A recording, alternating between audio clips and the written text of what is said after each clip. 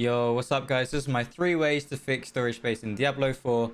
Let's jump into it. So there's been a huge problem with storage space. Ever since the beta, we've been struggling with storage space. And now that the new season has come out, we're struggling even more with the Malignant Hearts. We just don't have anywhere to put anything. And even in the new dev stream, they've told us that they're going to be putting an extra stash tab in 1.1.1. The case where your stash is completely full of aspects.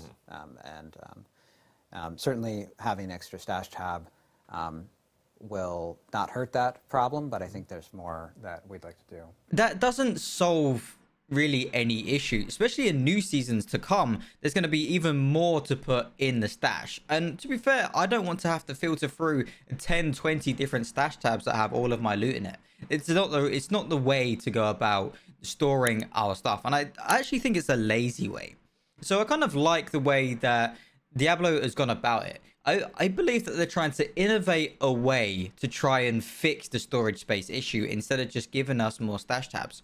And also, they've told us that it's a server issue, right? It's a data issue. Having to load all that data when you go into town is going to be slow, especially when they're on console. So idea number 1 is to get all of the aspects that I have in my inventory right now and give them to the occultist. I mean, he stores our aspects anyway. I mean, at the start of the game, you go to the dungeon, you get the aspects, and you give them to the occultist. Why can't we just do that now? It would free up so much storage space. I mean, I'm currently holding 2 storage spaces worth of aspects. You may be holding more, maybe holding less. But still, that's 2 stash tabs that I could potentially free up for other characters or my main character with just different legendaries. This is how it kind of goes. If I've got a low roll, let's say I've gone to the dungeon and I have 20% damage on an aspect. Give it to the occultist, he can then put that on my gear.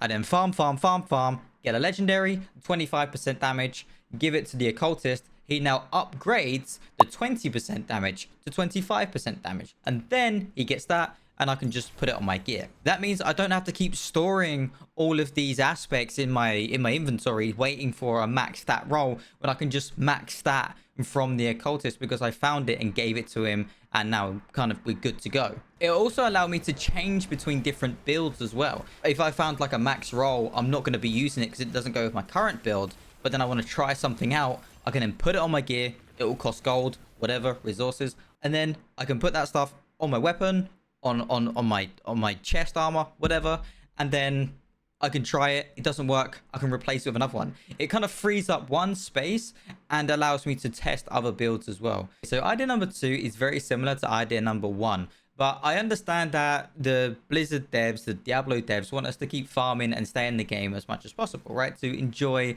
the Diablo experience. By applying max stat rolls onto our gear, probably a little bit overpowered. So we still get all of our aspects from our inventory and give them to the occultist. But with this one, we actually have to store our max stat rolls, okay? So we still have to use our inventory for those aspects. We give the occultist our aspect, let's say 20 to 50% extra damage. When we go to use that and put that on our gear, let's say our weapon, it will roll every time we apply it to our weapon. So let's say I go over to the occultist, I use it once and it gives me a 20% roll, and then I use it again, it can then give me a 30% roll, and I can walk away with that. Or I can try it again to see if I can get a higher roll. So you kind of gamble your materials away to try and get higher rolls on your gear. It's a more of a Diablo 3 canized cube sort of aspect if you've kind of played Diablo 3. If you haven't, then it won't really make sense to you.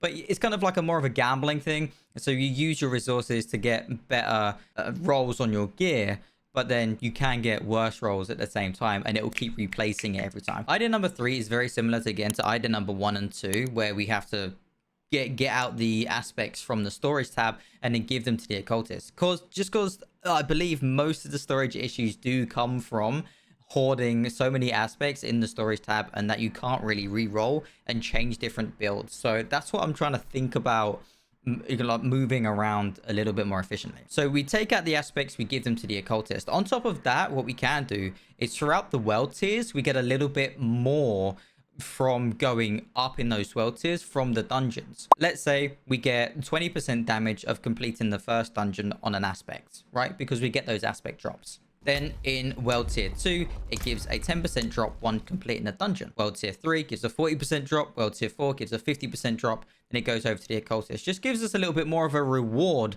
from when we complete these dungeons at higher tiers. On top of that, adding to the Nightmare dungeons, on the Sigils, I believe that they should say, I mean, you can do two of these, right? You can either have your normal sigils, and then you could have these new ones, right? I don't know what to call them. With these new sigils, it would tell you what is going to drop on that sigil. And if you were to do that sigil at rank 1, then it will have a lower chance to drop a max tier roll. But if you did it at 100, it would have an incredibly higher chance to drop at a max tier roll. So let's say you had that damage scope from 20% to 50%.